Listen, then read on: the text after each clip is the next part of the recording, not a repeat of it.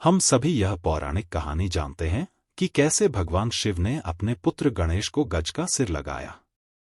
लेकिन क्या आप जानते हैं कि भगवान शिव को एक महान ऋषि ने श्राप दिया था, जिसके कारण उन्होंने अपने ही पुत्र का सिर काट दिया था?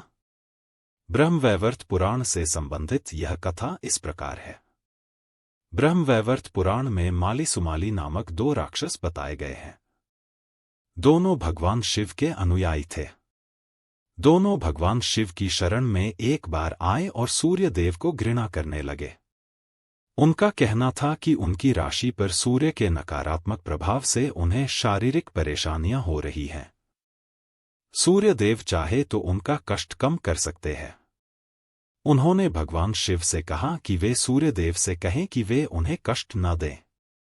भगवान शिव सूर्य देव को समझाने आए, लेकिन सूर्य देव ने कहा कि भले ही वह भगवान शिव के भक्त है, लेकिन वह दोनों ही क्रूर राक्षस है और उन्हें उनके कर्मों की सजा मिलेगी।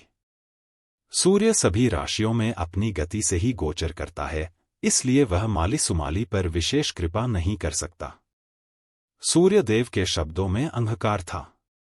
यह सुनकर भगवान शिव क्रोधित हो गए और सूर्य देव पर त्रिशूल से हमला किया।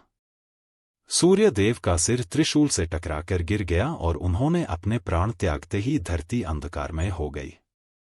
सूर्य देव के पिता और ब्रह्मा के पोते कश्यप ऋषि इसे देखकर बहुत दुखी हो गए।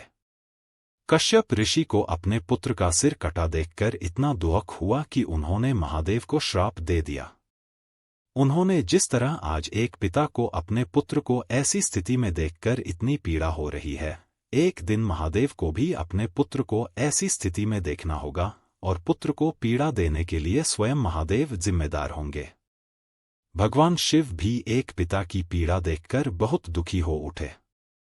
तब सभी देवताओं ने भगवान शिव से कहा कि बिना सूर्य देव के पृथ्वी पर जीवन ही नहीं होगा। यह सुनकर भगवान शिव ने सूर्य देव के मृत तेज को पुनः जीवित किया।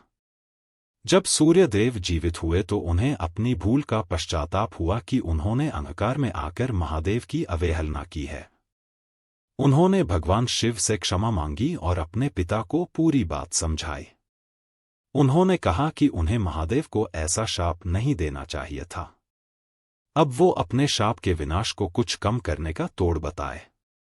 यह सुनकर कश्यप ऋषि ने कहा कि दिया गया शाप वापस तो नहीं लिया जा सकता, लेकिन महादेव ने जिस तरह सूर्य देव को जीवित किया है, वे अपने पुत्र को भी जीवित कर पाएंगे और अपने अलग स्वरूप की वजह से महादेव का पुत्र देवता के रूप में घर घर पूजा जाएगा। भगवान सूर्य ने माली सुमाली को बताया कि अगर वे अपनी बुरी आदतों को छोड़कर नियमित रूप से सूर्य देव और शिव की पूजा करेंगे तो वे अपने दुख से जल्दी छुटकारा पा सकेंगे। इसी तरह माली सुमाली ने सूर्य देव को भी पूजा करना शुरू किया।